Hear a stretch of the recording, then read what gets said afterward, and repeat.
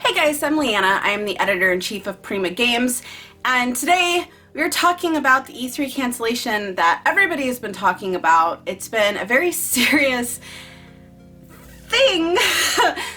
Today, it's something we kind of already saw coming with the cancellation of SX to SW. We also saw the cancellation of GDC. PAX East was a little bit up in the air for a while. So what makes this so impactful, and the reason why we're even doing this video?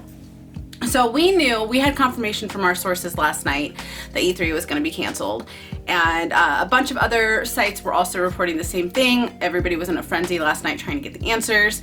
And one thing that I'm noticing is now that the news is live and viral, a lot of people are celebrating it. I understand some of the problem is an issue I even had is last year being doxxed. I understand there's a lot of anger surrounding that. That being said, I don't think a lot of people realize how impactful this move is on the industry. The COVID-19, or the coronavirus, which is a little bit misleading, there has been tons of strains of coronavirus in the course, basically since the 60s. That's when the classification first began, but this is COVID-19. It's already on pace to outclass pretty much all of them. It's over 100,000 cases worldwide. Entire cities are, declaring a state of emergency. A lot of people are being quarantined. Italy is going through a hell of a lot also right now. They declared, an emergency state as well. And there's just a lot of factors that go into this that a lot of people aren't really seeing. But we are Prima Games, so I'm not going to go into the global economic downfall or anything like that. I'm talking specifically about the games industry and games media.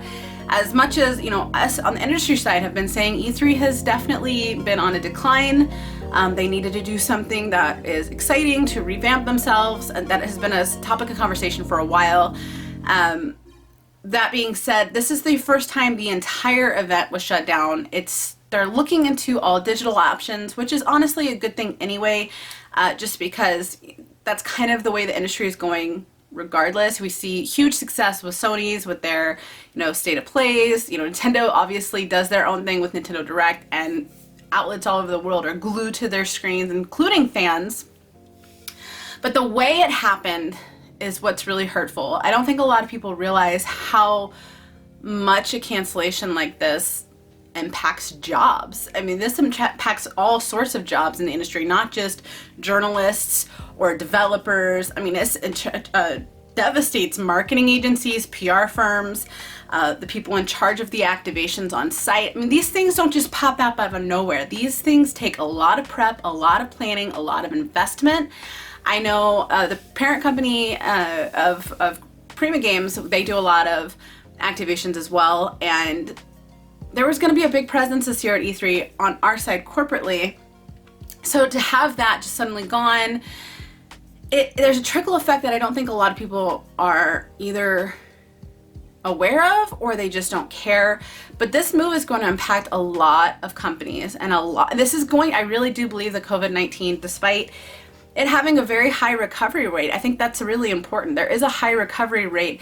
It's mostly impacting people that have pre-health immunity issues, which is severe, and also the elderly. So if you're healthy, if you're not at risk for fatality because of that, do your part, wash your hands anyway. You don't want to get sick, and two, you don't want to contract it and give it to somebody that doesn't have the same immune efficiency that maybe you have. But there's a lot of issues that go into it that way, and it's scary because there's a lot of money that is invested into these events. There's a lot of, like I said, forethought, and it's a couple months out, and that may seem like a long time. I noticed when we ran our story on Prima Games, people were immediately commented, but wait, isn't it a couple of months from now? What gives? And it's like, yes, but those booths, that stage time, those interviews, that prep, those activations, those fun events, the photo booths, none of that just pops up the night before. This is something that is constantly in progress and something that's happening behind scenes. I know, not just developers and studios, but also, on the streaming side too, not just the streamers, but the people behind Twitch and Mixer. They've got a lot riding on showcases like these because these are very community focused. And it's going to really change the face of gaming. We're already looking at the potential of the PS5 and the Xbox Series X being delayed, possibly even to holiday 2021, which is crazy. But because of this, and we had somebody comment that, it was, well, that's not going to affect anything, it delivers to your door. Fairies don't just be like, "Bloop, PS5, fairies aren't Oprah, you get a PS5, you get a there's manufacturing, there's departments, there's so much that goes into this that is absolutely impacted by forced quarantines, remote work. There's a lot of companies that can run very efficient off of remote work, our company included, but not a lot of companies are equipped with that. There's a lot of issues that go in the day-to-day that people really weren't factoring in for forced remote work. And because of that, companies are faced with these decisions of, is this going to be a permanent loss that could potentially affect, whether we can keep staff on board? Is this going to affect how we can give our news? PlayStation 5 has yet to be actually revealed. We've seen specs, we've seen a lot of talk about it from the Sony camp, but we've never actually seen the console like we have with the Xbox Series X. And this was all supposed to be happening soon. Like this, there's so many events that have already been canceled. I know PAX East was up in the air, but GDC was a big deal. That was a big event for industry specifically. Where are the interviews? Where the booths are happening? Where the inside scoops are happening? Where the reveals are happening? There were a lot of important things that are a part of the intricate marketing strategy that these companies have. Gaming is so much more than just sitting down and playing a game. There's an entire industry behind these adventures you love. That's not just put pixel here.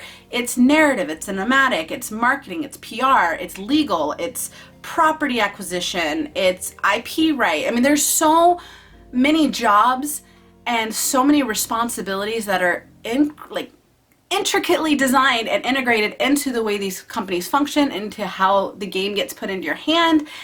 And this absolutely impacts it. This isn't just, oh, poor me, I don't get to go to E3. This is big. This is something that when it first started talking about E3 potentially getting canceled because of this, that people brushed it off, that there's no way, even with the mass cancellation, Sony not showing up, Jeff Keighley not going this year, E3 already had a couple of really big knocks for this year's showcase. And this is hard to see because, say what you will about the last couple of years, E3 has been paramount in the gaming industry. And for me, from a journalist perspective, I look forward to it. I get to see all of my industry friends all together and speak with other industry professionals in a way that they'll understand. As much as I love my friends that are in the industry, there's a lot of aspects of it that I can't properly communicate because it just doesn't make sense. It really, there's a lot of nuance that it's hard to implement into a casual conversation. So to being able to have that outlet with other people in a similar field as myself is important. And activations and being able to really show off these games, both on the developer side and a journalist side. My heart especially goes after, the indie market. There's Microsoft can bounce back from a $50 million hit. An indie studio, especially these indie studios that are made up of 5 or 6 people, they can't. That's hard. And that's going to impact things in a way that's going to have lasting effects. Could result in studio closures, could result in future attendance resources for other events. I know the Wizard World line, they're very actively tracking what's going on with COVID-19. They're trying to make the best educated decisions that they can. There's talks of Gamescom. This is an international issue. This is an issue that it may have began in China, but it was not contained there, and it is affecting numerous countries, numerous communities, and numerous industries. Not just of gaming, but gaming is definitely getting swept up into that. And I want a little more sympathy.